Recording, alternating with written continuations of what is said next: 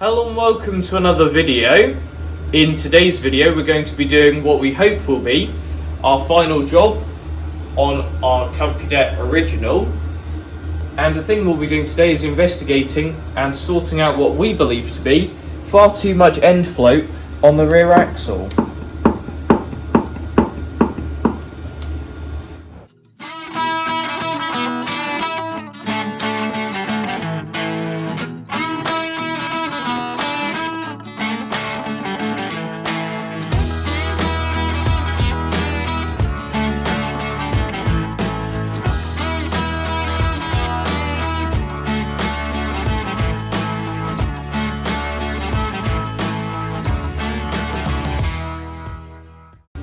So we've already removed the rear wheels, which will allow us to demonstrate this issue a bit better. With the hub, you can see it, lots of backwards and forwards movement on that. Now to investigate this, the axle carriers will have to come off, and we know these have come off recently because we know the previous owner replaced the bushings in the axle carrier, which is also why there's pretty much no up and down movement on there, so that's one less job we have to do, thankfully. So we're not fully sure what this will look like inside. We're expecting the shaft that the hub is welded to go through there, have some sort of spline on the end to go into the differential, and somewhere along the line there'll be some sort of clip to stop this pulling out any further than this, and we're thinking maybe we might be able to put some thrust washers behind that or something like that to take up this space, but obviously we won't know until we take the axle carrier off, which is what we'll do now. And for this sort of thing you should be using impact socket, black socket on your impact driver. However, our impact socket of this size doesn't actually fit with the curvature of the axle carriers, so yeah, and we ran out of black paint, so we couldn't pretend it was one either. So safety squints as we do this. I'll just take out the bottom ones first.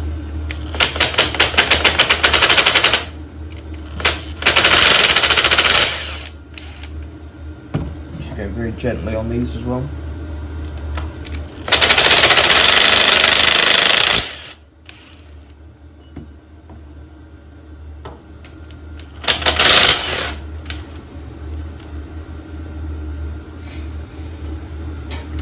Not fully sure what's going to happen when this comes undone either, so I'm just going to be a bit careful with this.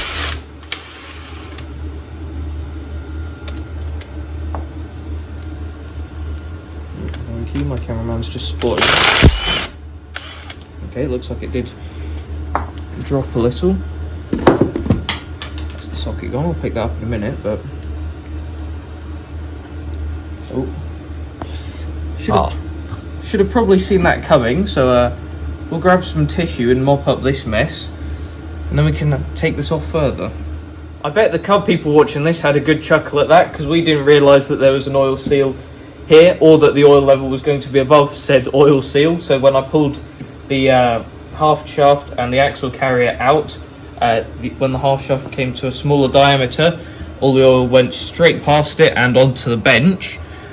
So we've just taken the seat and everything off, taken this top plug out and drained a bit of oil out of there, which this was new oil. The only reason that looks bad in the tray is because we had some older stuff from something else in there as well, so we can't reuse that. We'll top up the oil once we've finished this job. But what we found on the axle carrier is, as predicted, there's this clip on here, which is a circlip, and there's also this spacer ring here. Now the gap there between the spacer ring and the clip does actually look bigger than the end float that we were seeing, so clearly it's bottoming out on something else. So we're not fully sure how that works, but we're just going to have to go with it, I think. But if I try to lift this up, so I can't get a great grip on it because it's obviously coated in oil.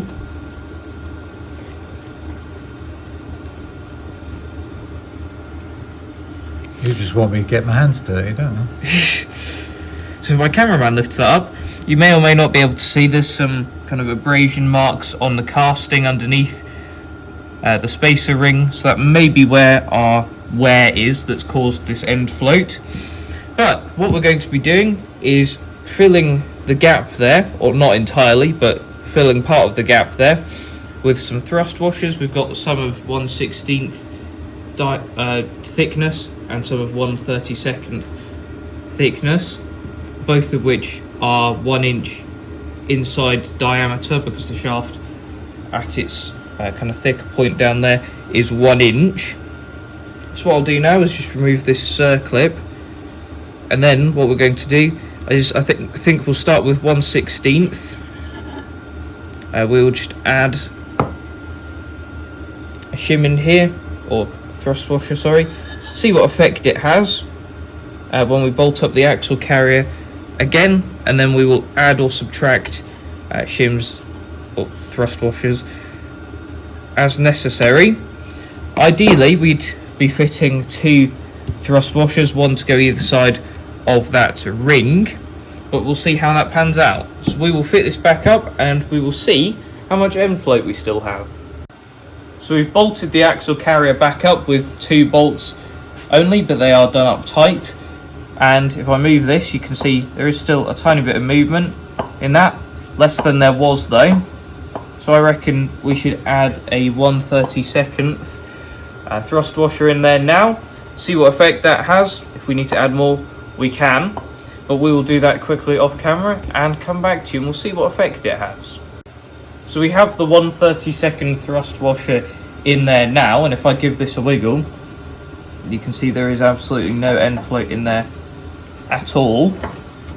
So that is that issue sorted now. I mean, there's not even the slightest bit in there, but I mean, it still turns just fine, so I don't think that is an issue at all. Now, what we'll need to do is take this apart again and just put one of the thrust washers on the other side of that ring, so that there's one on each side, and we'll double check that that doesn't make a difference to how this is turning, or whether there's any end float or anything like that. But in total, we will have added 3/32 of an inch of kind of thrust washers in there to take up that gap. So it might be the same on the other side, it might be slightly different, we'll see. We'll only know when we take that apart, but before we get to there, we'll just unbolt this, rearrange the order of those washers and the spacer, and then this axle carrier can be fully bolted up again. So we've done the repositioning now, and as we're looking at it here, we put the 1/16th on the bottom, and then the ring, as Cub Cadet describes it, in the middle, and then the 1/32nd thrust washer on the top there. And in theory, that shouldn't make any difference to the spacing, having the order changed around. However, we'll have to just see when we fit it up now, but hopefully that'll be for the final time. And we just had a bit of a quick clean up around here. Not too big of a clean up though, because whoever organises our store forgot to order some more blue workshop rolls. We are very quickly running out, especially when we had a bit of an oil spill earlier. So I just put this back in here. Just line up this. It's a decent catch, but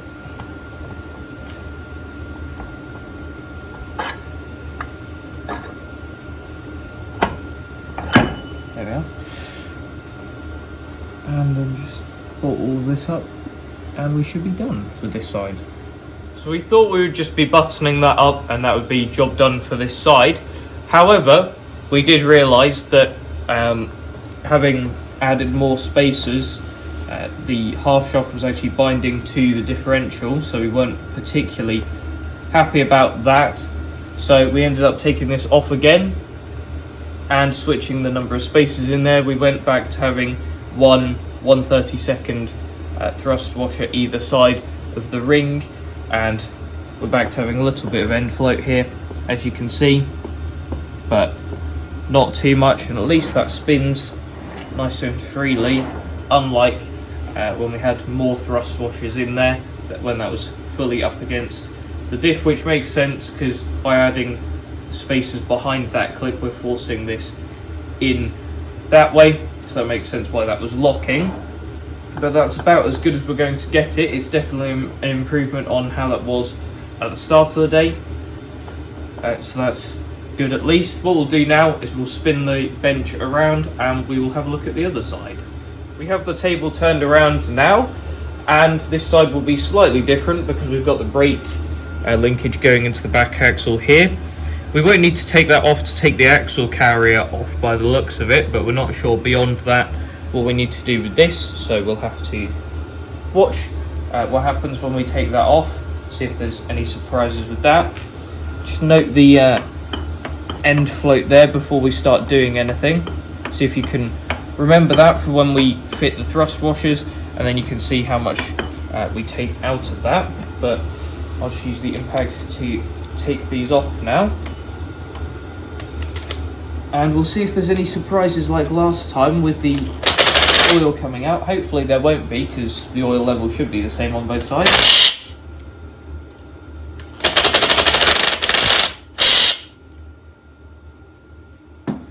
And by the looks of it, that bolt is actually gone circled. I'm not too sure. So as you saw there, we had a bit of an issue, which that might have been that the bolt was already damaged beforehand, but we were using a 12-point socket, so that's not ideal, especially for something that would have been a bit worn. But I went around the others to make sure that we wouldn't have the same issue, and they're all loose now, so I can take those off in just a second. To get this one off, we had to use one of these sockets that actually grips the bolt itself rather than just the sides like a normal socket would, and that got that out easy enough. We'll just whip the other ones out now and see what lies beneath. If I was using that in the right direction.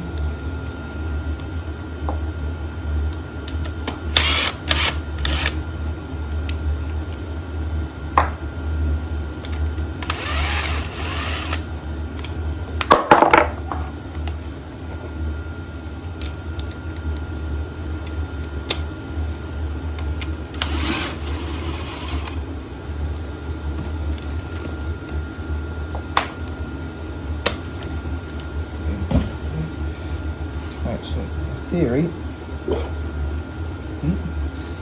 okay, the brake stuff is on the inside of here, so I don't know.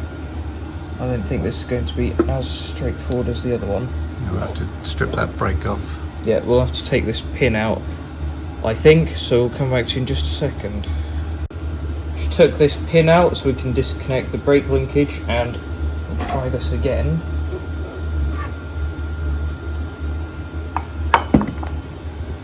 There we are. There's all the brake mechanism with the brake band around there, and you can see the ring on this side as well. And the ring actually goes up against the woodruff key on this side, so that is the movement that we saw before. So we've had a bit of a play about with the various thrust washers, and the setup that we've got on there right now is we've got a 1/16 thrust washer on the bottom, the original Cub ring, and a 1/32 on top. And the difference between this side and the other side is that this one has a woodruff key in there that attaches the brake drum, and between the woodruff key and the circlip, those spaces are somewhat wedged, more wedged than the other side, where there was quite a big gap between the circlip and the casting of the axle carrier. So that means that we can take up this gap a lot more easily, and here you can see there's a little bit of up and down movement there, but not enough to cause any clanking noises as we're driving along. It also means that there's enough space that this should be able to all turn, I think,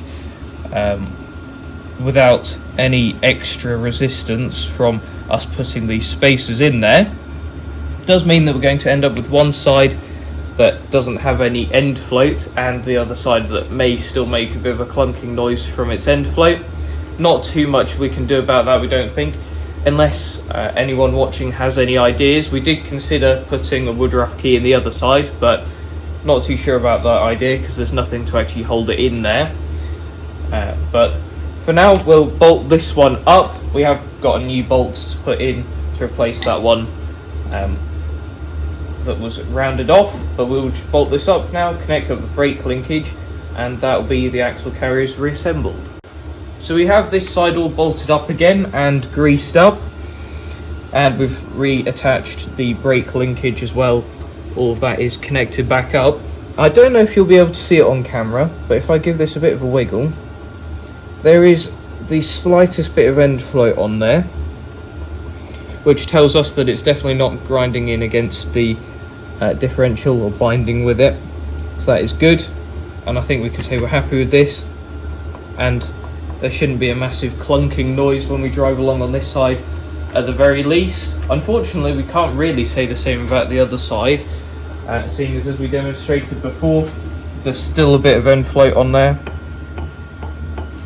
I'm sure that'll make a bit of a noise as we're driving along. We've definitely reduced it from what it was though, so that's a good thing. But I can't really think of how else to remove this final movement without putting something like that Woodruff key on the other side that kind of limits the movement, but in the other direction to where we were adding the thrust washers. If any Cub people or just anyone in the comments section down below has any ideas as to what we could do to remove this final bit of movement, do let us know, because it'd be nice to do that at some point in the future, and it wasn't a difficult job to take any of this apart. But otherwise, what we're going to do now is top this back up with oil, reattach the seat, put the rear wheels on, put the rear wheel weights on again. All of those are pretty simple jobs, most of which you've seen before, so we'll do those off camera. And then there's one more thing we want to talk about. We have everything bolted back together on the rear end now, and before, when you gave the wheels a bit of a shake on the bench here, you could hear it clunking about, and you can't really do that anymore. So that is a very good outcome from today. Obviously we know there's a bit of movement on this side, which we'll have to wait for a test drive to see whether we can actually hear that as we're driving along. But I'd say today has been pretty positive in getting rid of most of the end float on the back axle. But the other thing that we wanted to talk about is concerning something we were talking about in the last video when we did the steering rebuild. We were talking about how we didn't know how this steering rod here should be mounted, whether it should be a straight rod or whether it should have a curve in it. And since the last video, we went and looked at one of our other Cub Cadets and found that it should have one singular bend at the front here. Now, if you remember what this steering rod looked like before, it was kind of bananaed and the bend was at the other end, which meant that it was scraping the chassis and everything. We flipped this round so the bend is down this end and straightened out all of the other minor curves, so there's just the major bend there. You can see that clears the chassis by quite a bit now, and it doesn't collide with anything else. So we are happy with that steering rod now. And the other thing that we looked at was the tracking. We found that this should actually have a toe in of between 1/32 and 1/8 of an inch. So the front of the wheels should be closer together than the back of the wheels. And we sorted that out as well since the last video by just adjusting this rod that goes across, and that is all now good. So I think we've actually ticked off pretty much everything on our job list for this Cub Cadet, which is good. And what we need to do now is just give it a few tasks to complete, give it a good workout to make sure that this is nice and reliable, and we can depend on it when show season comes, and hopefully we'll be taking this tractor to a few shows as well. But at the moment the weather is still very wet outside, and it's all a bit boggy outside, so we don't really want to be getting this covered in more mud than it already is. So we'll probably wait till the ground is a bit more solid before taking this out and giving it a good run up.